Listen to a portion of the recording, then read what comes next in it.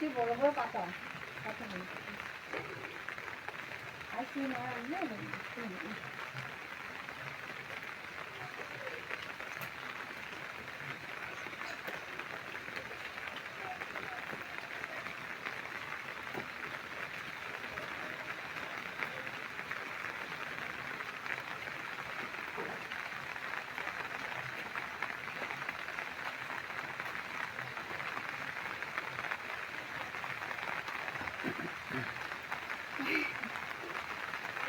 আমার পুঁইশাকগুলো আমি এখন কাটতে যাচ্ছি।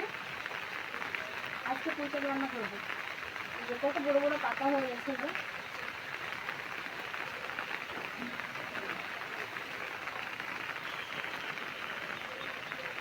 এগুলো আরও উপরে তুলে দিলে, আরও আগে যদি দিতাম তাহলে আরও বড় হয়ে যেত।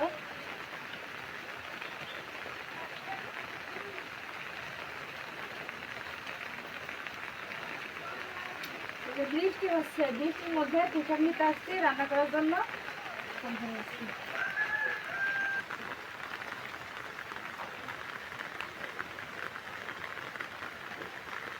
ইটের যে একটা ফাঁক আছে, যে ফাঁক, ওই ফাঁক দিয়ে দেখেন এই টুকরোটা চলে যাচ্ছে।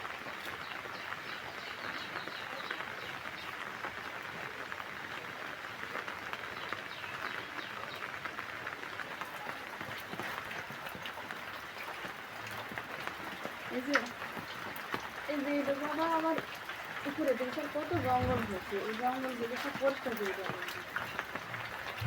এই জঙ্গলগুলি ফেলতে দেওয়া হবে।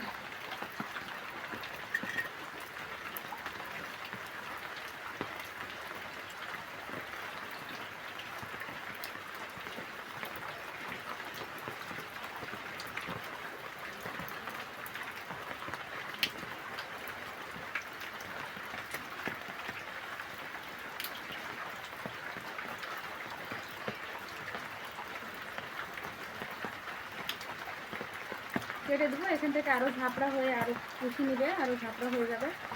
এইভাবে রাখলে কিন্তু আর বাড়তে যাবে না।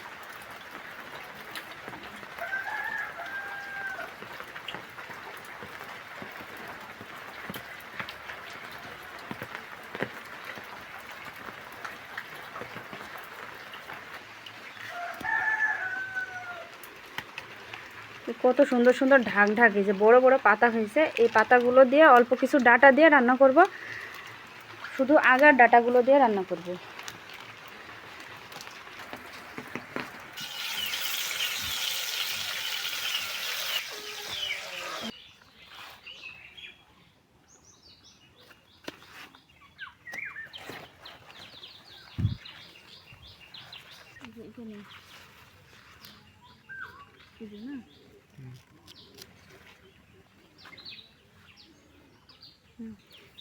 ধরো কাটতেছি, ধরো।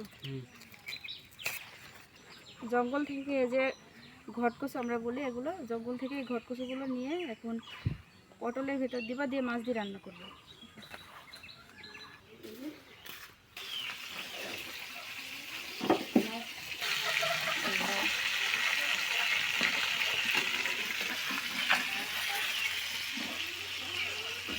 মাছের ভাড়া ডাবাই দিতে হাতের কাছে বেশি নাই, তার জন্য দেখেন এভাবে নামাবো, নামায় এদিকে রাখবো। আর এই করে এখন সবজি উঠে দেবো, পেঁয়াজ কুচি দেবো।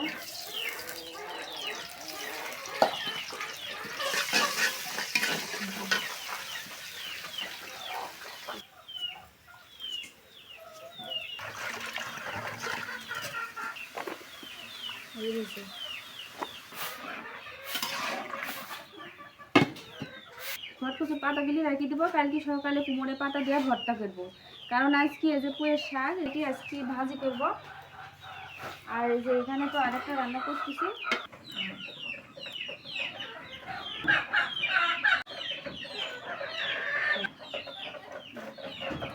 পটল, আলু আর এই যে ঘটকচুর ডাইগরি, কাঁঠালের বিচি, এগুলো দিয়ে রান্না করতেছি। এই যে ভাজা মাছ, মাছ ভাজা করে রাখছি এখানে। ভাজা মাছগুলো এখন তরকারির ভিতরে দিয়ে দেবো, এগুলি দিয়ে দেবো। এই যে সব দিয়ে দিলাম। এগুলো রান্না করা হওয়ার পরে পুঁইয়ের শাকগুলো ভাজি করব।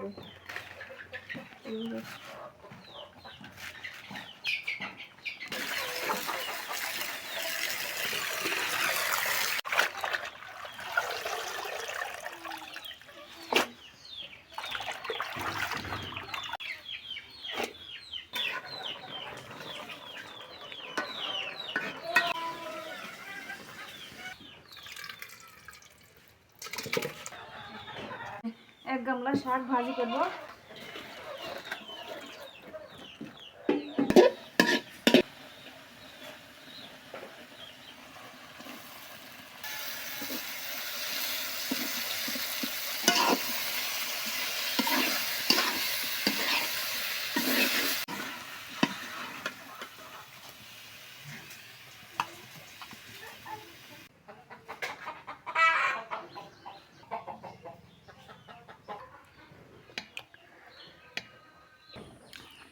পুঁই শাক